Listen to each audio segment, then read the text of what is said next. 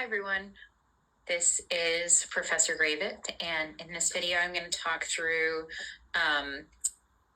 A Small Place Part 2, less about the content and more about, or the specific content of Part 2, but more about the sort of context of the novel as a whole and the argument that Kincaid is making here. So last week we talked about style, we talked about the form of the text as sort of an extended argument, an extended essay convincing you of something, right? So we talked about the first person, use of the first person, repetition, and some of those more formal elements of the text.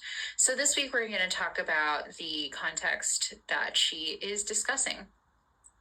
So the agenda for this video, we're going to go over T.R. Williams's argument in tourism as a neocolonial phenomenon. That was your supplemental reading for today or this week. And then how that argument is exhibited in A Small Place, because it's doing a lot of the same moves. It's bringing up a lot of the same things. So I wanted to talk through how Kincaid's argument is similar to this, yeah? And then I will talk you through your discussion post for the week. So the name of Williams's article is Tourism as Neocolonial Phenomenon, right? So she's making an argument that tourism is a neocolonial force. So what does this mean? So she writes here that neocolonialism takes power from the local and regional levels and concentrates it in the hands of foreign-owned companies. So in other words, power is located outside of the country, right? So this is called neocolonialism because it's not traditional colonialism, as in people are going and officially taking control from governments. It's power gained through other means, gained through economic means, yeah? So she writes, this relates to the topic under study in that the economic freedom which was expected to have taken shape after independence did not in fact materialize. In other words, economic power did not simply fall into the hands of the majority of Caribbean people. Instead, what many scholars call a new form of colonialism took shape, and this is regionally exemplified in industries such as tourism. So last week we talked about Antigua's independence and how they sort of struggled with the independence movement for roughly 30 years, from the 50s through the 80s.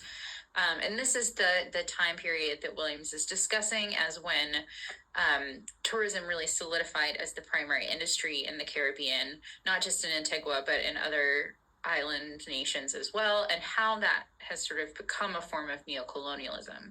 So just because Antigua and many of their sister countries gained independence nominally, they still didn't quite have the economic freedom because of industries like this. And we'll sort of break that down even further. So as I mentioned, independence sort of coincides with this. Even though tourism to these parts of the world existed in many forms before the mid-20th century, the tourism industry as we know it today started taking shape in the 50s and 60s around the time of these independent movements, or movements for independence in many island nations. Also, the development of aircraft and airlines was happening around at that time too, so there are a number of factors. So Williams writes, a focus on tourism meant that some islands could break away from existing colonial dependency arrangements through other sectors. Tourism during this period then was a means of diversifying and modernizing the economies of the Caribbean, right? That was the hope, that these industries would help these sort of newly fledgling nations have economic independence. But then she writes, while tourism flourished in these islands, the management of the industry was largely in the hands of expatriates, especially large hotel proprietors. While small-scale locally owned businesses existed since the industry's very inception, they were outnumbered by foreign-owned businesses, yeah. So instead of the money from the tourism industry going to locals and sort of stimulating local economies, they really were contributing to places elsewhere, people elsewhere. Yeah, so that's sort of what we see here. She writes, though the tourism industry has had positive effects on the Caribbean, the region has retained patterns reminiscent of its colonial past. This is demonstrated in the way in which, like other regions of the third world, a dependency on foreign investment, foreign aid, and the export of raw agricultural products maintain the shape and character of these societies. So she's arguing that the way the tourism works by consolidating power in the hands of foreigners mimics the sort of structures of colonialism pre-independence. So she says, in other words, many Caribbean states, while no longer legally bound to mother countries, were unable to develop independently due to persisting economic disparities and linkages, even in sectors such as tourism, which was supposed to sort of be the saving grace of many of these nations. So as we talked about this, a lot of this depends on this foreign investment, right? The unequal concentration of capital in foreign hands rather than in the hands of people in the Caribbean, right? So this is from an author named Smith, but quoted in Williams.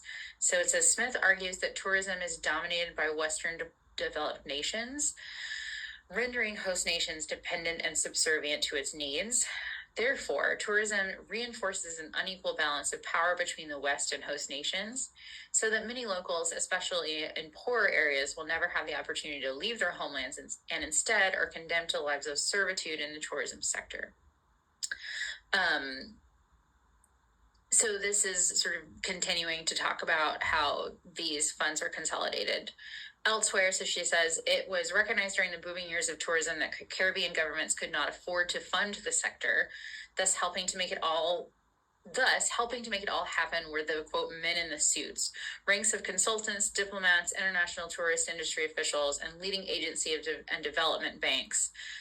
Again, sort of not local entities that are elsewhere that were sort of helping to develop these industries, but really also consolidating power with themselves and, earning profits from this. So finally, she says the reliance of Caribbean governments on trust agencies incurred a substantial debt, putting the region at the mercy of these lenders. So this economic structure of dependence also continues to keep the people of the Caribbean in servitude.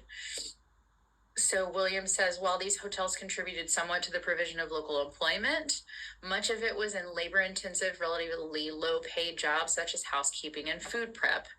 Because of all-inclusive resorts, few tourists venture outside of these resorts to patronize local establishments. So money doesn't sort of exchange hands there. All of the money sort of goes to the resort, and very little of that money goes to local people and establishments. And Williams says, in fact, tourists are reminded that tips are unnecessary in these all-inclusive resorts. So even that sort of closes off an opportunity for money to leak into the local community. So she says, in other words, tourism began to marginalize Caribbean peoples in their own homelands. So the people that, have the power in these Caribbean islands are predominantly white tourists in predominantly non-white countries. Yeah. So the conclusion of Williams's essay states, while tourism has become one of the most significant contributors to the gross domestic product of most Caribbean countries, it must be deduced that this industry has retained its roots in the colonial past. This is directly attributable to the nature of the region's relationship with metropolitan states, which remains glaringly unequal. So I think you can all probably see how this plays out in a small place pretty easily. It's much of the same argument. So at the beginning of part 2 that I gave you, Kincaid asks herself, is the Antigua I see before me, self-ruled, a worse place than what it was when it was dominated by the bad-minded English and all the bad-minded things that they brought with them? So she's looking at the current state of Antigua, and she doesn't see that it's better. She sees a lot of similarities, a lot of things that are worse, right? And she attributes this a lot to tourism. As we remember from part 2, the you that is being addressed here is a tourist, is a foreign tourist that's coming to the island to appreciate its beauty, right? but to also sort of exploit its people in many ways. Yes.